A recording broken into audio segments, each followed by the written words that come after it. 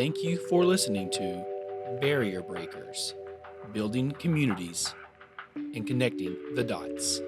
Special thanks to Melissa Azam, Judge Tim Bryan, Ubaldo Meraz, and Prithvi Budana. Hosted by Jeremy Flowers and Nell Spencer. All right. Welcome back to Barrier Breakers, building communities and connecting the dots. I am Nell, And I'm Jeremy. and today we will be discussing domestic violence.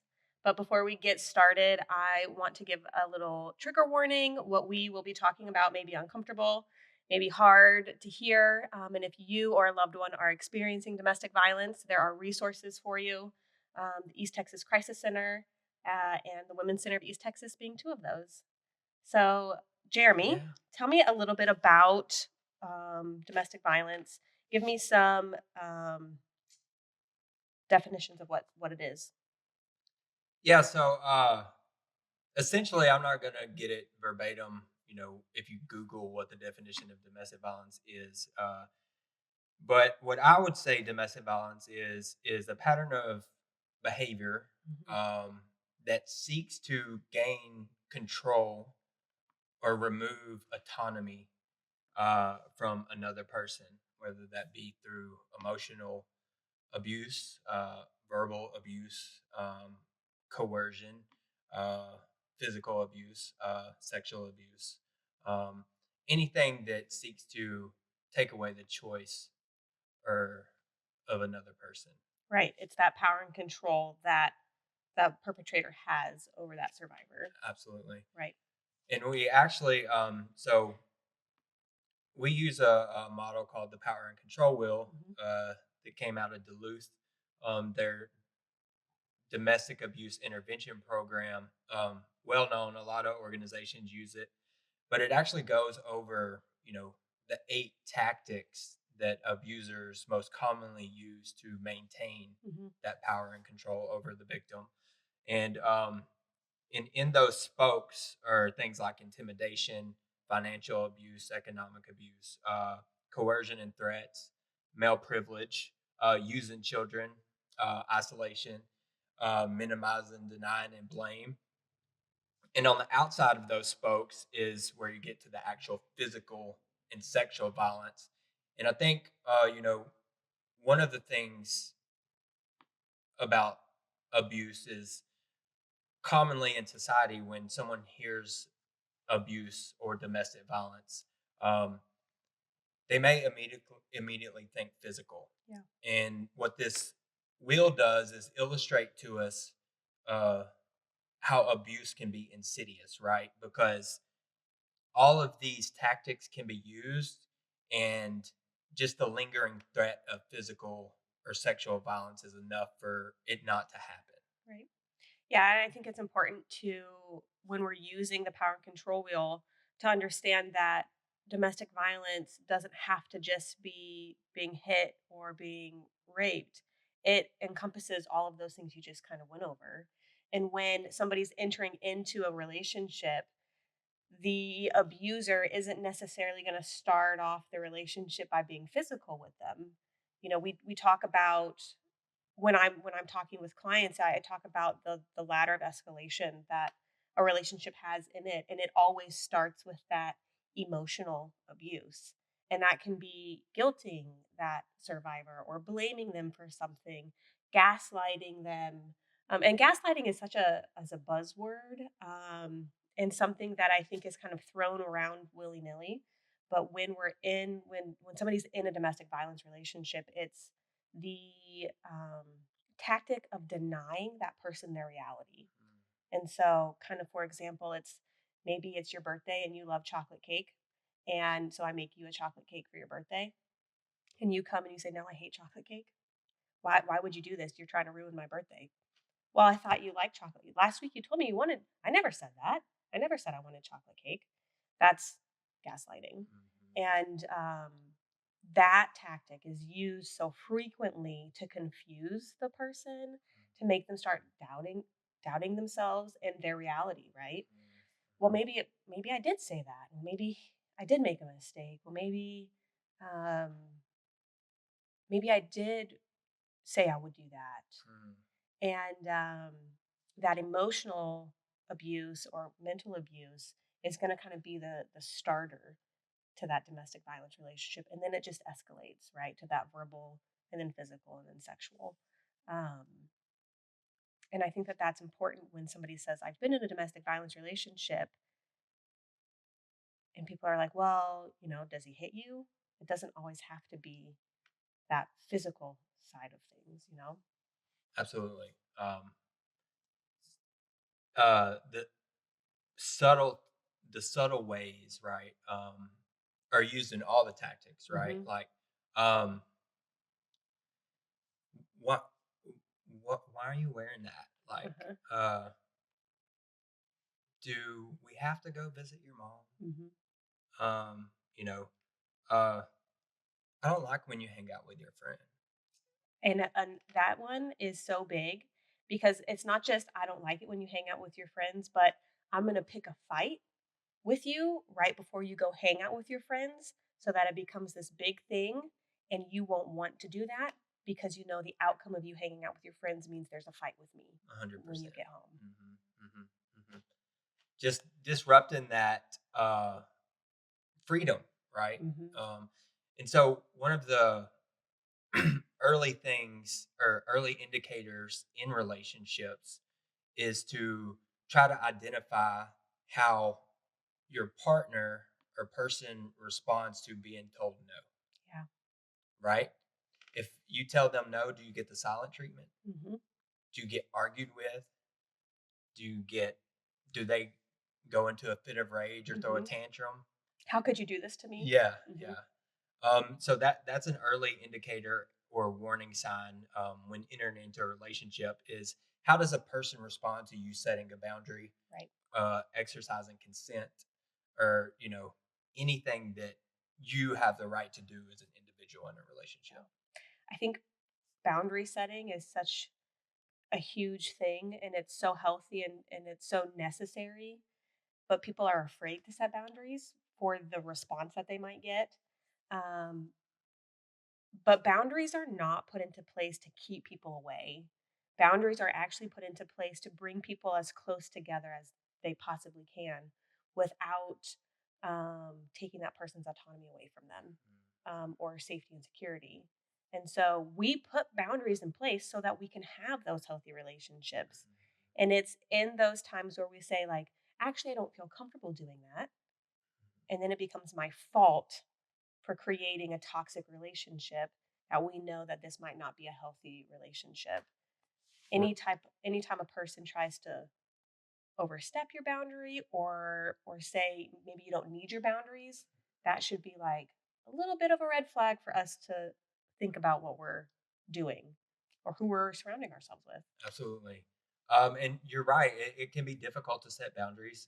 It can be scary, and we want to avoid conflict. Yeah. We don't want that confrontation with this person we really love and or support. And what are some other ways that you see that survivors either have expressed or through education that really pop out to you in the tactics of abuse? Yeah. Good question. A lot of the times I give my clients this power and control wheel, and I say, "Well, I want you to highlight everything that you've experienced. This is," and we'll put it in our bio, in our link, so that everybody can have access to it. But this power and control wheel is so important to understand and just to know. And it's not just, oh, he didn't let me have a job. Well, he didn't let me keep the money that I brought home from the job. Or he disrupted my job so much that I lost my job. Um, or isolating them from their family and friends. I can't hang out with them anymore because when I do, it creates conflict. Or he doesn't really like my family. And so we don't really talk to them anymore. Sometimes, in the more extreme cases, they might move them from their safety network, because if I can isolate them from their support system, what are they going to do when they need help? Where are they going to Mhm. go? Who are they going to call? Who will they seek out assistance? I'm going to sever those relationships as best as I can. Another thing that domestic violence relationships entail is using children. And so when partners have children in the home, a lot of the times the mom is afraid that their children will be taken away from them, and the abuser will use that to the best of their ability. I'm going to call CPS. I'm going to take the kids and you'll never see them again. I'm going to lawyer up if you get divorced, and I'm going to get full custody of them. And a lot of times the survivor will not make that decision to leave for fear of that happening. Um, And we see that also in our shelter. Um, the abuser turns the children against the survivor. yeah, And so when women come to the emergency shelter, they're just trying to keep themselves and the children safe. However, the children are upset with mom because now they can't see dad. yep, yeah. And oftentimes I hear a lot of, well, I know that the kids need their second parent. I know the kids need a relationship with their dad. I don't want to take that away from them. But if you look at the research, growing up in a domestic violence home as a child will rewire your brain functioning. And so those neurological pathways are going to be different than a child who hasn't grown up in a domestic violence relationship or family system. And what that means is their fight or flight is going to be different. They might have a heightened sense of stress or chaos. They might, we talked about this last week, or normalizing that Mhm, abuse. mhm. And so maybe yelling and screaming and hitting is normal. And so that is just what I'm going to take that with me. Um, Being raised in chaos Mhm, creates mhm. those neurological pathways to be different in that brain system. And so it's important to say to survivors, like, actually, to protect that child, you need to remove them from that situation.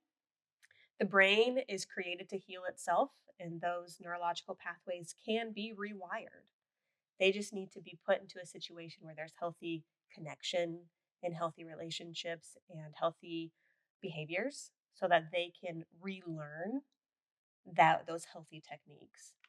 Um, and I don't, yeah, that's just kind of a side effect of domestic violence for children. Yeah, absolutely. And I think it's important to note that you can't be a good parent if you're abusing your children's other parent. Right, Like there is that idea, well, they're such a good parent. Well, they're abusing right. you. And so it's important to make that distinction. Are there any other tactics on this wheel you want to talk about? The I think we've talked about the minimizing, denying, and blaming. Hmm. The it's your fault that this happened. If Hmm. you hadn't done this, I Hmm. wouldn't have had to do that. You know better than. Um, if you would have just done what I've said, if you didn't look at them the way you did, it's Hmm. your fault. All of that is what that's doing is creating is like brainwashing Hmm. the Hmm. survivor to Hmm. believe Hmm. that the abuse is their fault, Yes. and it is their responsibility to fix it, Hmm. when Hmm. in fact the reality is an abuser is going to abuse because they're choosing to, Hmm. and there's nothing you can do or say 100%. for it not to happen. um And all of those things you just said are exactly what men say when they come into the batterer intervention and prevention program. yeah, If she wouldn't have said that, I'm only here because she did XYZ. yep, If she wouldn't have made me upset, hmm, like all of those things, um, they project that blame onto the victim. right. And I think it's really important to understand that if you are a batterer, you don't have to always be a batterer. People always ask me, like, well, what is the chance that they won't do that again? Well, are they willing to take responsibility for their actions? Because, like, the first step to this is saying, like, my behavior was wrong and I know it's bad and I'm going to change it. But oftentimes, abusers don't want to take that responsibility. And then, if to say, like, oh, it is my fault and I'm going to choose not to do something about it, is choosing to be kind of a crappy person, you Mm, know? And nobody mhm. wants to choose that for themselves. Right. And so it's not going to be my fault. It's going to be somebody else's fault because I don't want to take responsibility for that. And I try to understand that. You have to understand that like, yeah, anybody can change, but do they want to change? Mm, mhm. Are they going to do the work to change? And when they don't take responsibility and when they blame you for their actions, that's them choosing not to change. Mm, mhm. Does that make sense? Yeah, absolutely. And I think it's important for us to give hope to listeners, to survivors, to men who may be in a bit program right now. Like you can change, right? Absolutely. There is, like you said, the ability to change, Hmm. to take accountability for Hmm. either the way you think, the way you believe, the way you've acted. Hmm. Um, like it really does boil down to abuse as a choice. Yeah, 100% a choice. It's not the alcohol's fault. No. It's not the substance's Mm-mm, fault. It mm-mm. is the choice of that person. Right. And I think, there's that too. Well, if he would just go to therapy, Right. if he would just go to therapy, um, abuse doesn't happen because someone needs to heal. Hmm. Abuse is rooted in beliefs, attitudes, and behaviors and entitlement, Yep. right? I do this because I can't. As a man, I do this because you're a woman and you have to listen to me. Hmm. That male privilege. Hmm. Hmm. Hmm. It's my way Hmm. or the highway. You do this for me. Yeah. So yeah, that's the power and control is wheel is a powerful thing. And so read it, look at it. If you've experienced domestic violence, highlight it to see where and how, because it's not just physical or sexual. 100%. Is there anything that you want to bring to light from the power and control wheel? I think we just did on in the male privilege. As a man, I think that's really important. You know, especially being in East Texas, where there's a lot of great male leaders, but at the same time, there's a belief that men should lead, and we have to lead responsibly, Hmm. which means being accountable for our behavior. It means viewing women with equity, Hmm. and not trying to dominate others in our relationships. Um, so I think that for me really sticks out. Um, You use the term like equity or equal, and I think it's important to note, and you used consent earlier, that no matter how long you've been in a relationship with somebody for, consent is so important for anything and everything. And it's not just sexual relationships. It can be anything in the relationship. And so, I had somebody ask me like, "Hey Nell, is this X, Y, and Z, is this normal for a relationship?" And it's like, well, did you talk about it? Did you Mhm, mhm, were you in a place where you felt you could express your true feelings and thoughts around it? mhm, If you said mhm, no, you didn't want to do this, would he have listened and have respected that?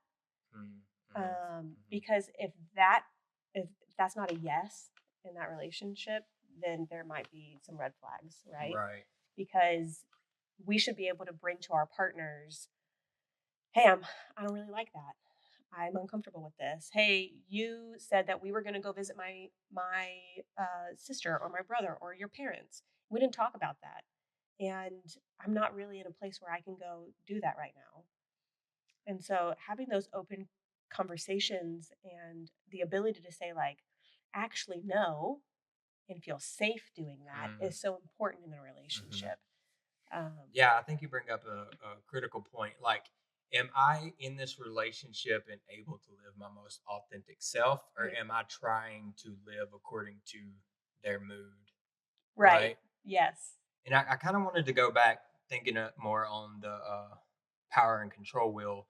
When you brought up isolation, you talked about the reality, right? If someone, rem- and you also talked about reality, and I think it's one of the things abusers tend to do is try to control the narrative, Yes. whether that's the public narrative or the narrative within the relationship. Mhm. So if I can gaslight you and make you confused or make you believe you're at fault, then I have the control of the narrative. Right. If I can remove you from your family, your friends, your support system, then the only worldview you know is mine. Yeah. Right. And if you have a different one, there's negative Mm, consequences. mhm, mhm. So it's going to have to be mine, whether you want it to be or not. Yeah, yeah. Yeah. And any deviation from that is gonna be subject to consequence. Yeah. So, Yeah. And that consequence is going to look differently wherever you are in your relationship, right? mhm, So if you've just entered into a relationship, you're kind of in that honeymoon phase. That consequence might just be the silent treatment for a couple of days, and then he gets over it. mm, mhm, mhm, Or it might be that you get in a big fight and he's upset and he leaves, but he comes back. But if you're further along in your relationship, those consequences might be physical violence. Um, they might be that sexual violence or the emotional verbal violence. Um, we think about the cycle of violence. There's like that honeymoon phase where people are getting to know each other. He's getting to know, and I'm using he just because the statistics for women survivors are a little bit higher than men. But men are survivors as well, and women can be perpetrators. Um, but that honeymoon phase, he's getting to know all of your deepest, darkest secrets. He's getting to know what makes you tick. He's getting to know what is important to you, who's important to you. And then the longer you're in that relationship for, there might be, you enter that stage of um, something might trigger that, like, something's been triggered. And now I'm walking on eggshells.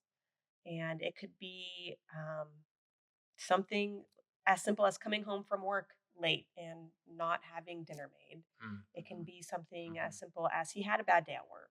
mhm, Um, and then there's the violent stage, right? mm, So mhm, we've gone from honeymoon to the trigger to now the violent episode. mhm, And the first time that happens, it might just be a push or a shove. Um, and then he's going to feel bad. Well, that first time that happens, I want to say, sorry, buddy, you gotta you gotta go. mhm, mhm, Um, well, then that cycle kind of repeats itself. We enter into that honeymoon stage where he comes back, apologizes, I'm sorry, I'll go to counseling, I'll go to church, I'll talk to our friends. And so you say, okay, but this can't happen again. Well, then that cycle will repeat itself. And it might not be a shove, it might be a push, it might be pulling your hair, it might be hitting you, depending on how many times that cycle has completed itself. And the time frame between that cycle starting and finishing is going to get shorter every time it completes itself. So the longer you're in that relationship, there might be a time where you just completely skip over that honeymoon phase and you go from the violent episode to the trigger phase and you're just constantly walking on eggshells. And if you don't have that support system, if you've been isolated, if you've kind of burned all those bridges as the survivor, what are my options now? mhm, mhm. You know? And it's so important, I think, for society to understand, what you're explaining here, because when they're that deep in their relationship, fear, Mhm. the abusers already hijacked their nervous system. Mhm. Um, and they can't just leave. Right. If they could just leave, they would have. Mhm. From the outside looking in, it's like, why don't you just leave? Is the question that's always asked. Um, but I think, through this podcast and through our hope to educate society more, that we can let people understand that um, that's the wrong question to ask. Right. It puts blame and responsibility on the survivor. Mhm. And so hopefully by educating and talking more and normalizing the dynamics of domestic violence, we can help society understand why a survivor Yeah. doesn't just leave. Well, I mean, like, just off the top of your head, why can't you just leave? What are some of the things that survivors have to think about before they just leave. Mm. Well, children, Mhm. money, like place to live. How am I going to Transportation. transportation? Yeah. Transportation's a huge one, especially in these rural Mhm. areas, in East Texas, and yeah, it's just it's really complex, right? Right. And if I've removed your support system, who are you going to call? Yep. Maybe you don't know about the crisis center. Mhm. Maybe you don't know about the women's center of East Texas. Mhm. Maybe you've internalized blame Mhm. and you're blaming yourself. Mhm. And with that comes shame. Hmm. And if it's my fault, then I'm not worthy of getting that help. And so that self worth is a huge part of the healing process for a survivor, because when that self worth goes out the window, that's where that perpetrator or abuser has them. They've got them. If I am the reason they are living or doing what they're supposed to be doing, then they won't do what they need to do for themselves. I think it's important for us to talk about the stages of change model if we're going to be talking about why somebody doesn't leave. Because if you are not familiar with the stages of change, everybody in the whole entire world goes through this kind of process of making a decision. And it can be a simple decision as I'm going to go on a diet. And there are different stages that we kind of go through in getting to I'm going to go on a diet, and this is how I'm doing it. So we've got the pre-contemplation stage and the contemplation stage. Those two can go kind of sort of hand in hand. In a domestic violence situation, it's the pre-contemplation stage is I know something's wrong here. I know something isn't right. I just don't know yet. And then you move into the contemplation stage, and that is I know this situation isn't right. This relationship isn't right. I'm not safe, but I don't really know what to do about it. I just know it's not good. And then you're going to enter into the determination stage, and that's going to be the I know this isn't right.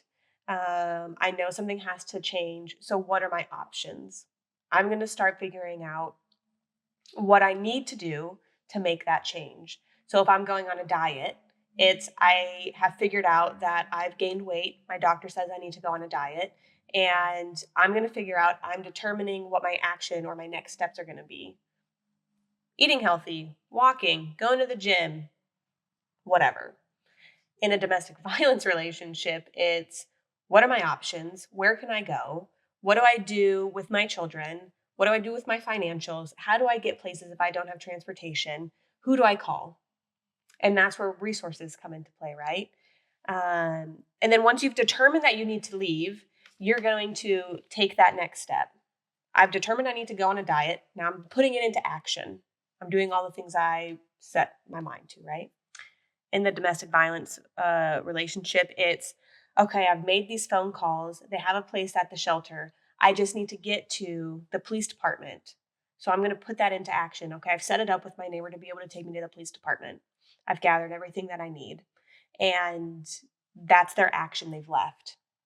You and I both know that 24, 48 hours after a survivor leaves can be some of the most dangerous times in this relationship with their partner, because their partner is now angry, maybe looking for them. And not only are we now asking a survivor to leave, but now we're asking them to take her and potentially her children, do something that is incredibly dangerous, to go somewhere that she doesn't know what the outcome is. I'm walking into a shelter. I don't know what the outcome is there. And then so from the action stage, we can enter into a relapse stage or maintenance stage. But we know that survivors leave 7 to 9 times before they leave for good. And so whether I've left, this is my first time, I may relapse and go back to him. Maybe shelter life wasn't as easy as I thought it would be. Maybe I wasn't actually ready to go. Maybe the financials really got me and I'm really scared. Maybe he found me. Maybe my kids are having a really hard time and I just feel like a really bad mom for taking their dad away from them. So you can enter into the stages of change at whatever stage you're at, right? You don't have to start at pre-contemplation. You can start with the determination. I know I need to leave. I'm doing my research on how to get there. I've now left. I've entered my action and I'm in shelter and I'm doing all the things to be successful and I'm entering into my maintenance phase. That means I have successfully left. I've been able to find a job. I've been able to be self sufficient. That from stage one to the maintenance stage might take 5 years. It might take 5 months. It really is just kind of determined by the survivor and the situation that they're in. Um, and so the why don't they just leave? It's not as simple as why don't they just leave. It's so much more complicated and convoluted, and there needs to be an understanding that not only are you asking somebody to do something incredibly dangerous, but now you're asking them to do something where they don't know what the outcome is going to be. And that there's a lot of fear around that. And I think as individuals and as a society, we need to understand that why don't you just leave is the total wrong question to ask. How can I help you leave? What is it you need me to do to provide this for you? What does your support system look like?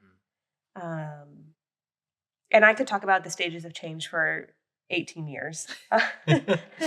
No, that was great. And it's so crucial that no matter what stage a survivor may be at, that we are there to support. Absolutely. Right. No matter whether that's our agencies, the community as a whole. If you still have contact with them, if you're their friend or family member, you could be that person to empower them to make that next step. Right. And this might be the first time they leave or the 9th time that they leave, but they need that stability and that support no matter where they are in their process of changing.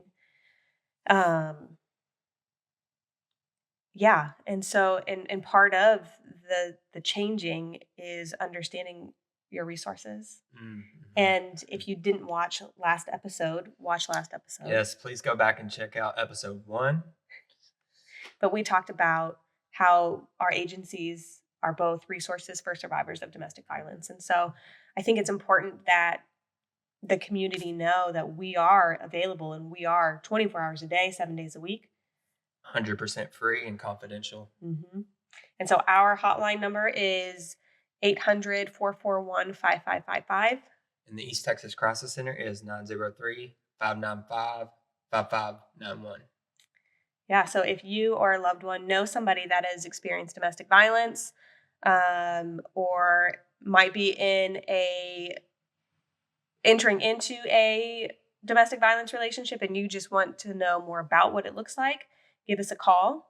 And we are here to help and support. Absolutely. And I believe that does it for this episode, but please tune in next time.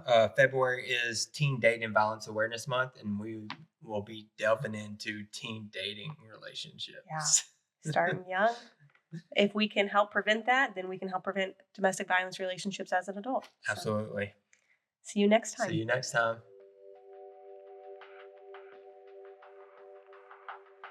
Thank you for listening to Barrier Breakers, Building Communities and Connecting the Dots.